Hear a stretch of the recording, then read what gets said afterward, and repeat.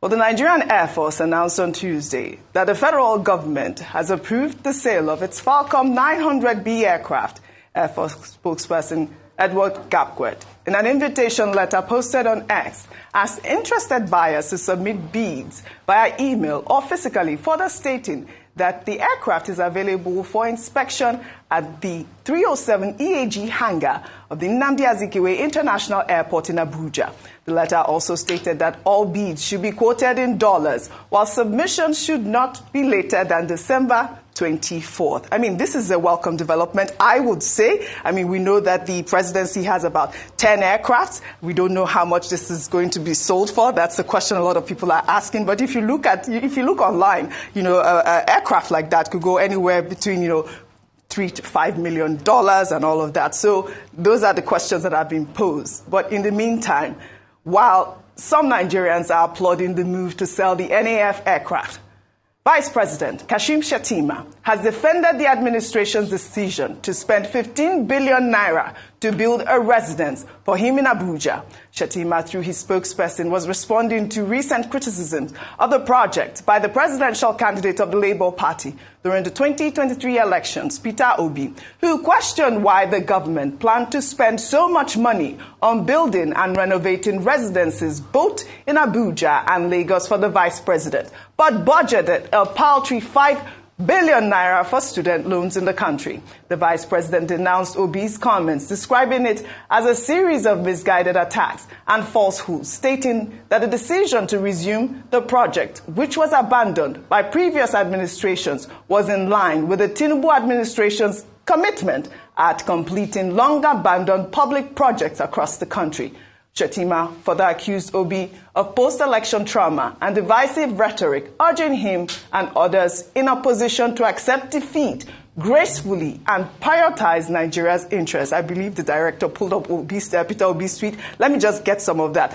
What Obi said, I believe, on Monday was that he wrote, "Even as I am still studying the 2024 fiscal budget as presented to the National Assembly last week, I cannot wait as I am compelled to ask, what is exactly wrong with us as a country?" I mean, this tweet got a lot of reactions. He further went on to say the budget of 5 billion naira for student loans, which is yet to be disbursed, is only a tiny percentage of the cost of the vice president's new home. We are projecting to use 4 times the amount for educating all Nigerian indigent students to house the vice president. We need leaders who show compassion and are willing to sacrifice for common progress and development. Such compassionate and frugal leaders are critical in our journey to the new Nigeria. Dr. Vate, I'd like for you to, start with the NAF aircraft, my first story. Okay. You recall that when President Buhari was campaigning, one of the things he said in 2019, ahead of the 2019 election, was that he was going to sell some of the aircraft in the presidential fleet. Yes. But he got there, he didn't sell any aircraft. If anything, I think under his watch, they even acquired, an additional helicopter.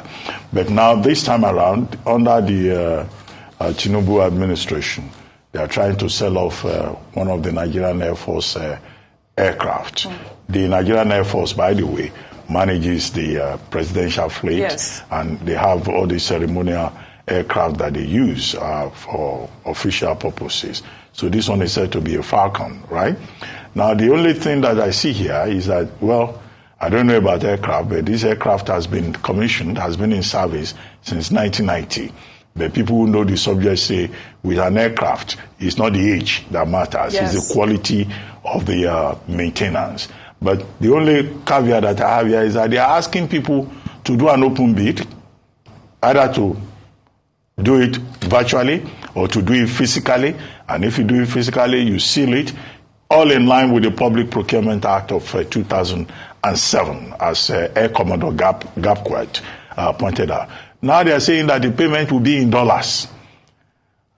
Why would the Nigerian government, Nigerian Air Force, want to sell aircraft, Nigerian-owned aircraft, operated by Nigerian Air Force, and they are quoting in dollars?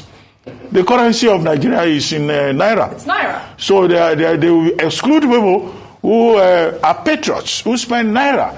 The CBN Act of 2005 says that the current 2007 says that the national currency of Nigeria is the naira.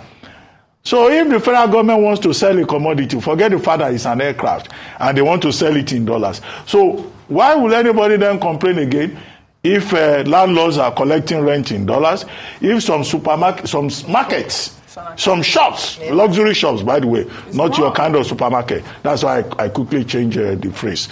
Luxury shops are selling items in dollars. So, and there are some government departments that I even understand quote and accept payment in dollars. Yes. Now, look, if we want the naira to have integrity, maybe we should do transactions more in naira. I don't know, some people may be laughing and say how much lorry loads of naira will purchase one aircraft. But it's good to see that they are cutting fat. Yeah. They need to cut fat, not just with the fleet managed by the Nigerian Air Force, but also cut fat, run a lean government, a more efficient government in every area, including the meals that they consume at the highest levels, and including the trips that they embark upon, whether to Dubai or to elsewhere. As for the statement credited to the Vice President, I checked that statement. That was a statement issued by his spokesperson, Stanley Nkocha. And this is the first time I will see Stanley Nkocha issuing a statement. Sometimes I tell our colleagues, or the boys that are on the block now, that it's not everything you respond to. There's nothing that Mr. Obi said, Peter Obi said, that Waziri Adamawa has not said, that all of us on this table did not say about the building, because we said, look, at a time when there is austerity in the land, we shouldn't be talking about big structures. But the explanation by Stanley Nkocha is that this was a project that had been there, and an abandoned project since 2010, and that government has returned to it. The FCTA, Federal Capital Territory Administration, led by Nyesom Wike, which manages structures in the Federal Capital Territory, says he doesn't want abandoned projects. But he has gone to start with the VP's residence. When we had earlier been told in the supplementary budget that, provisions have been made for the renovation of the VP's residence. So that's why people are raising issues. So all the explanations given by Stanley Nkocha doesn't make sense. But the funny part of it that I found is that Peter Obi is suffering from post-election trauma. Now, using such strong language will not stop the opposition from speaking. Yeah. So spokespersons should know their limits. Mm-hmm. It's one thing to be seen to be working. Mm-hmm. I mean, I don't think it's the VP himself that will go and say, okay, go and write a statement to go and abuse Peter Obi. Nobody does that. But Stanley Nkocha will jump ahead and say, I have to defend my Oga. I have to defend my Oga. If he wants to do that with this emerging opposition, mm-hmm. he will be busy every day writing rejoinders. Yes. I love that word, emerging opposition. I love the fact, and your point is quite valid, the fact that these two oppositions, they're out here now questioning all the facts. We have Atiku Abubakar and Peter Obi continuing to, shine light on these issues that disturb Nigeria.